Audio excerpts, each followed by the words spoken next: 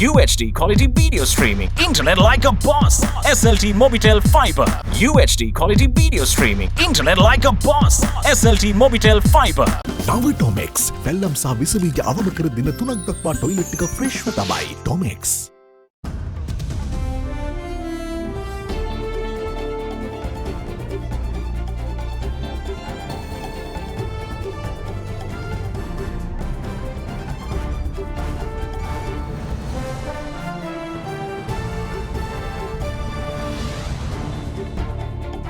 Tonight, port in progress. Work on the East Container Terminal expansion at the Colombo port ceremonially kicks off. The cushion effect. The central bank governor reveals plans for a new loan from and for China. There is a possibility that we would have a new loan coming from China in order to cushion the effect of our debt repayments to China itself. Further down, as global ratings agency S&P hits Sri Lanka with another downgrade, the central bank says the government is perturbed. Final verdict. Former magazine prison superintendent gets death row for 2012 prison riot involvement. All that and much more coming up on First at 9. This Wednesday, the 12th of January 2022. Introducing New Hellmann's, the world's #1 mayonnaise brand, now in Sri Lanka. From AdaDerana, this is AdaDerana First at 9. Live from Studio 24 in Colombo. Good evening, welcome to First at 9. I'm Dhammik Ekanaika. Now, the extension and development of the East Container Terminal of the Colombo port got underway today. The work of the terminal is expected to be fully completed in July 2024, and by then, its length will be well over a kilometre. According to Minister of Ports and Shipping, the new improvements to the terminal will propel the Colombo port to the 13th position in the global rankings. The construction activities of the new East Container Terminal development project of the Colombo port commenced this morning under the patronage of President Gotabaya Rajapaksa and Prime Minister Mahinda Rajapaksa. The project, an investment of $610 million, is solely funded by the Sri Lanka Ports Authority. Initially, the government had designs of a joint venture with an Indian company earmarked for the East Container Terminal, with India's Adani Group getting a 49% stake. However, those plans were scrapped by the government as the potential move received heavy backlash from various factions, including trade unions and opposition. The existing Eastern Terminal is 420 metres in length, and it was constructed under the first phase. Under the current plans, the terminal will be developed under 2 more phases. As such, under the second phase, which got underway today, the existing 420-metre terminal will be extended to 600 metres. The second phase is expected to conclude by the 4th of July in 2023. Meanwhile, under the third phase, the length of the terminal will be extended by a further 720 metres, making the terminal 1,320 metres in length. The government expects to complete the third phase by the 4th of July in 2024. Following the conclusion of the second phase, the terminal will consist of 6 ship-to-shore container cranes that are capable of handling some of the biggest vessels. Once the terminal is fully completed, the terminal will consist of a total of 12 STS cranes and 40 automated rail-mounted gantry cranes. 2024 වර්ෂයේ 7 වෙනි මාසය වෙනකොට අංග සම්පූර්ණ පර්යන්තයක් බවට මේ නගනහිර පර්යන්තය අපි පරිවර්තනය කරනවායි කියන්නේ. පෙබරවාරි මාසයේ 2022 මේ අවුරුද්දේ රාජ්‍ය අනිකුත් හවුල් ව්‍යාපාරයක් හැටියට අපි බටහිර පර්යන්තයේ වැඩ ආරම්භ කිරීමට නියමිතව තියෙනවා. 2025 වර්ෂයේ අංග සම්පූර්ණ පර්යන්තයක් බවට පරිවර්තනය වෙනවා ජනාධිපති. මේ පර්යන්ත දෙකේම වැඩ අවසන් වෙනකොට අපේ මෙහෙයුම් ධාරිතාව මිලියන 14 දක්වා 100%කින් වැඩි වෙනවා. අපේ මෙහෙයුම් ධාරිතාව වැඩි වෙනකොට ජනාධිපතිතුමනි ලෝකේ 23 වන ස්ථානයට පුරු ශ්‍රී ලංකාවේ කොළඹ වරාය 13 වන ස්ථානයට ගෙනීම ඒ ගෞරව හිමි වෙන්නේ ඔබතුමාට අතිගරු ජනාධිපතිතුමනි. සමහර වානවා මේ වගේ අමාරු කාලයක මේ වගේ අමාරු වැඩක් ආරම්භ කරන්නේ ඇයි කියලා. කොවිඩ් අර්බුදකාරී අවස්ථාවේදී සියලු වැඩ නවත්තලා ඉදිරියට යන්න බෑ. ඒ නිසායි අපි එවැනි දැවැන්ත අභියෝග තියෙද්දි සංවර්ධනය ගැන හිතන්නේ. නිකුරුණේ ගෙවිලා ගිය වසර 2ක කාලය ගැන ලත වෙලා වැඩක් නෑ. පළක් නෑ දැන්. ඒක වැදගත් විපක්ෂයට විතරයි. ආණ්ඩුවට වැදගත් ඉදිරි වස 3 පිළිබඳවයි. ඒ වාසර 3 තීරණාත්මකයි. අතීත නොවේ අනාගතය අපි බාරගන්න ඕන. එවුණු අතීතය ආණ්ඩුවට ආපහු ගන්න බෑ. ඒක අප අදින්න පුළුවන් වැඩ කළොත් විතරයි. අපි මුහුණ දීලා තියෙන කටුක තත්ත්වය පිළිගන්න ඕන. කොරෝනා වසංගතය අපිව ඇදලා දාලා තියෙන අගාධය මේ වරායේ ගැඹුරට වඩා වැඩි කියලායි මම විශ්වාසයි. ඒක අපි ජනතාවට හංගන්න ඕන නෑ. ඒක හංගන්නෙත් නෑ. දෙකොණපත්තු වෙන විලක්වක් නිවා ගන්න වෙන්නේ බොහොම අමාරුයි.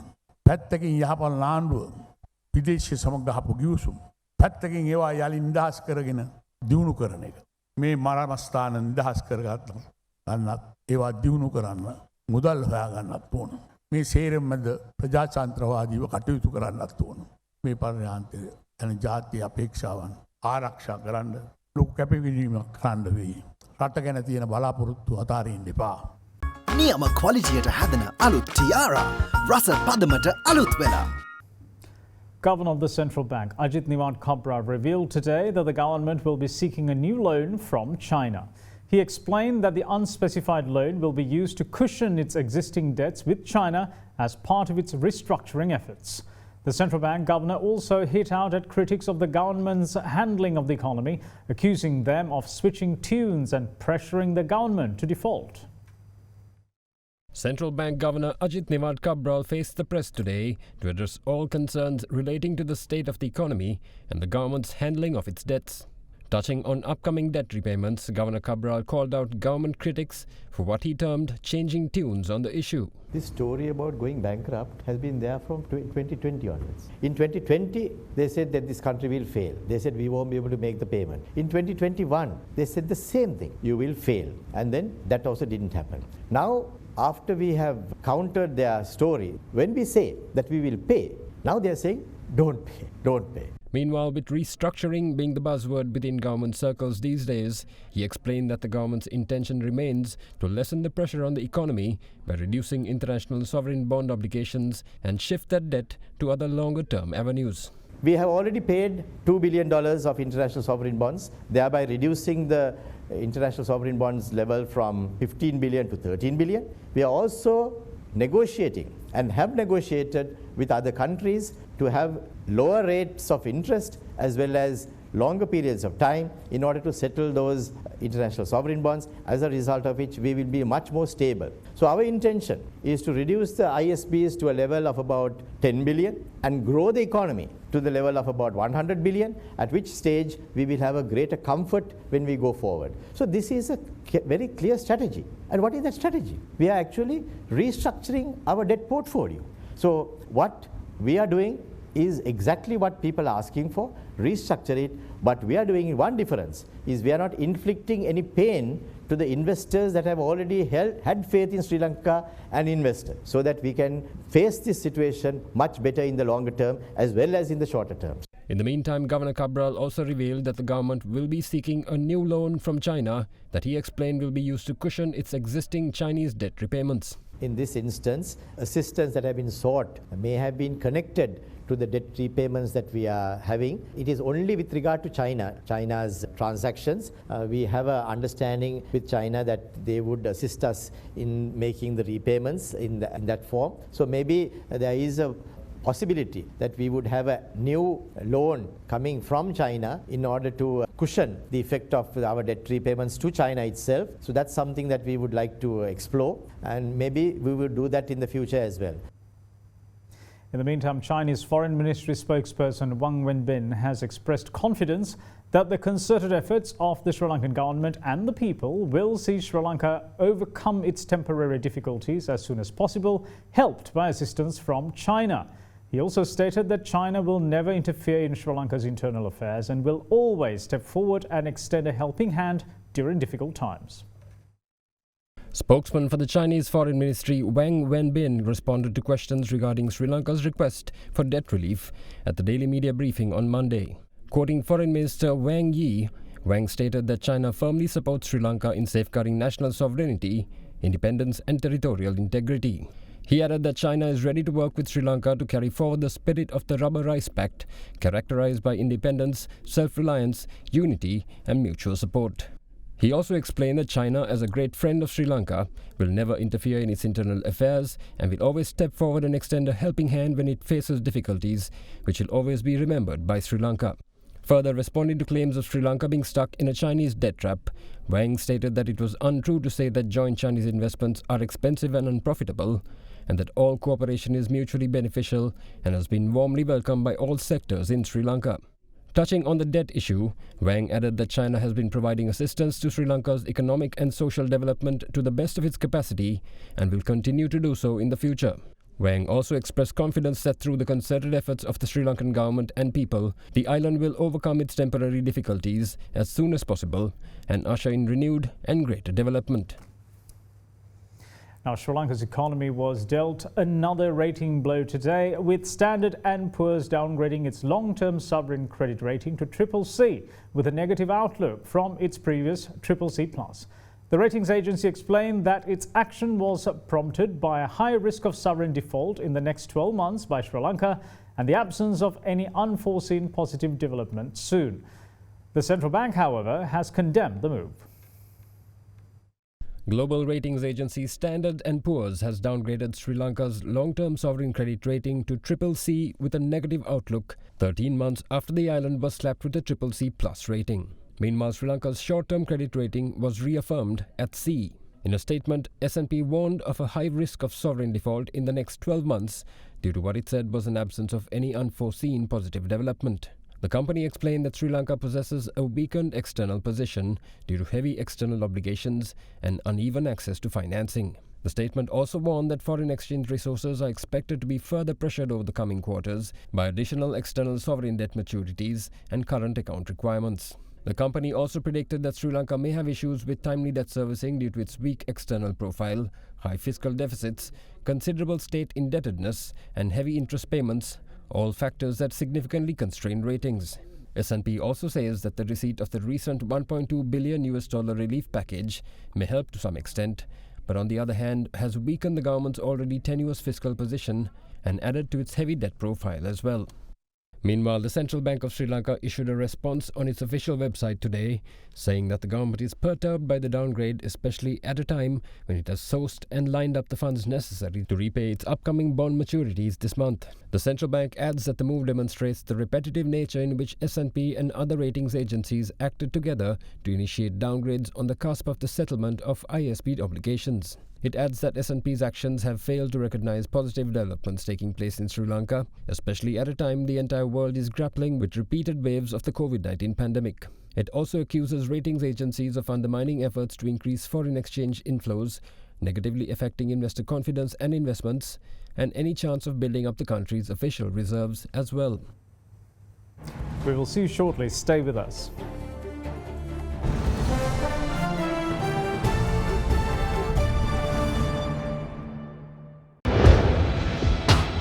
Big 3.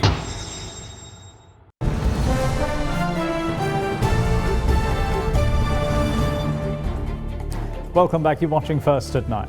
Now, the Hungarian foreign minister says that his country is ready to explore new areas of cooperation with the Sri Lankan government to strengthen bilateral relationship between the two countries further. His comments came during the groundbreaking ceremony of the Kohuala flyover. The foundation stone for the construction of the flyover at the Kohuala junction was laid today by Hungarian Foreign Minister Peter Szijjártó and Minister of Highways Johnston Fernando. The flyover will be constructed with financial aid from the Hungarian government at a cost of 2.648 billion rupees. We, Sri Lankans and Hungarians, can be proud that our bilateral cooperation has been upgraded to a new dimension during these 2 very complicated last years. Of course, this achievement did not come out of scratch. To the contrary, we had to work hard and we had to work a lot. We are happy to contribute to the success of the high-speed road development strategy of yours, and we hope that these projects will contribute to the acceleration of your economic development also. Based on the success where our cooperation has got, regardless of COVID, Hungary is ready to explore new areas of cooperation between the two countries. We are ready to ensure the financial background and the technological assistance. Today we have made some important steps with your ministers of trade, foreign affairs and highways also. We are negotiating about the agreement to avoid double taxation. We have organized a business forum, joint economic commission will come, and a scholarship program has been launched today. The Colombo High Court today gave the capital punishment to former superintendent of the magazine prison Emil Ranjan Lamahewage over his involvement in the 2012 prison riot that saw 27 inmates being killed. The court, however, acquitted former Chief Inspector of the Police Narcotics Bureau Niyoma Rangajiva from the case. A prisoner unrest erupted on the 9th of November in 2012 during a search operation conducted by the Police Special Task Force at the Valikada prison. During the incident, 27 inmates lost their lives and several officers, including the then commandant of the STF, sustained injuries. Later, Chief Inspector of Police at the Police Narcotics Bureau Niyoma Rangajiva and then Superintendent of the magazine prison, former Prisons Commissioner Emil Ranjan Lamahewage, were arrested and released on bail. On the 4th of July in 2019, the Attorney General brought 33 charges against the duo, including the murder of 8 inmates, conspiracy and unlawful assembly, before the Colombo High Court. The case was examined before the 3-member High Court bench consisting of judges Gihan Kulatunga, Pradeep Hettiarachchi and Manjula Tilakaratna for over 2 years. Though the verdict was set to be announced on the 6th, time required to rectify printing errors meant that the announcement of the verdict was postponed to today. Announcing the verdict today, the Colombo High Court acquitted former Chief Inspector of the PNB Niyoma Rangajiva, who was accused of murdering 8 inmates. As for former Superintendent of the magazine prison Emil Ranjan Lamahewage, the court gave him capital punishment. Medical experts have called on parents not to be reluctant in getting their children inoculated, as studies have proven that the vaccines work well for children against COVID-19. Further, experts have also called on the general public to take maximum advantage of the vaccination week and get their booster doses as quickly as possible.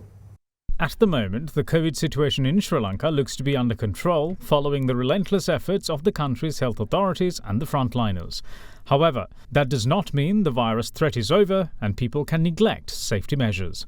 With that being the case, it is important that the people behave responsibly during this period to ensure that another virus wave does not emerge.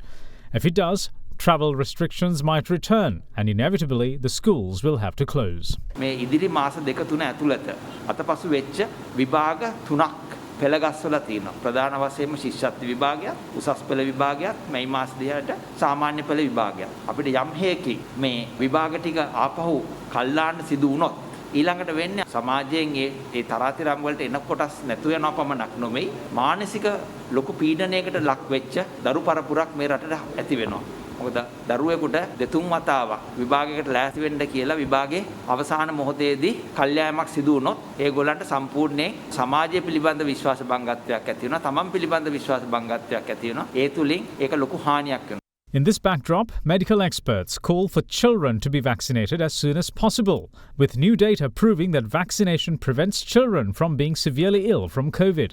Currently, a single dose is given to children in the 12 to 15 age group in the island. Children between 16 and 19 years of age, meanwhile, get 2 doses, with the second being administered 3 months after the first. However, the experts are seeing a reluctance among some parents in getting their children vaccinated. අපි මේ vaccine එක දීලා තියෙන්නේ අනිත් රටවලුත් දෙන අතරතුරේ සහ දීලා සෑහෙන ප්‍රමාණයක් කවර් කළාට පස්සේ. එතකොට අපිට ඒ අධ්‍යයනයක් තියෙනවා ඒ වැක්සින් වල ක්‍රියාකාරීත්වය. ඒ වැක්සින් වල තියෙන සයිඩ් ඉෆෙක්ට්ස් මොනවද කියන එක. ඒ ඔක්කොම බලලා තමයි මේ එන්නත ලබා දෙන්න නිර්දේශ කරලා තියෙන්නේ. ඉතින් මම දන්නේ ඇත්තටම දෙමව්පිය ඇයි මේකට මැලිකමක් කරන්න කියන එක. මොකද අපි මේ වෙනකනොත් මං හිතන්නේ දැන් ලක්ෂ ගාණක් දීලා තිනවා එන්නත් අපි භයානකාර මොනවත් එහෙම සයිඩ් ඉෆෙක්ට්ස් දැකලා නැහැ. As for the 20 years and above population, a booster dose is currently available.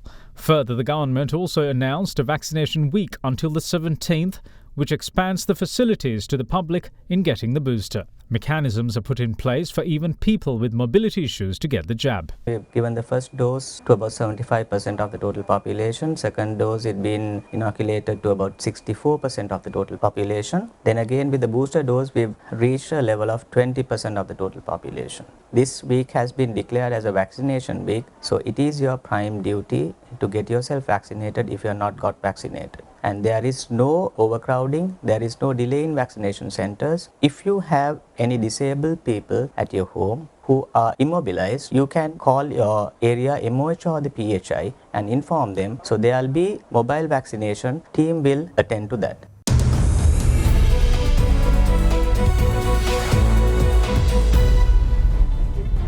Welcome back to First at 9. Now, Sri Lankan shares ended higher today after 2 straight sessions of losses boosted by communication services stocks. At the close of trade, the CSE All Share Price Index was up 0.33% at 13,122.95. However, the S&P SL20 ended down 22 points to close at 4,497.21. Now, with that, here's Dimantha Mathi with a brief report on today's market performance. Today we saw a spike in the market where we saw the initial spike taking place, and then towards midday we saw a bit of a profit taking. However, it was short-lived and there were bargain hunters coming back into the market and taking the index on uptrend. The ASPI index closed at 43-point gain during the day. However, the S&P SL20 was of course down by around 21 points during the day. Overall, we are seeing positive mindset among investors. Confidence levels are again improving. Last few days there was a lot of volatility in the market, and on a couple of days negativity as well. However, all that is getting erased in the market, and now there seems to be a positive trend yet again being created. Some sort of consolidation is happening at current levels, and the market seems to be moving on.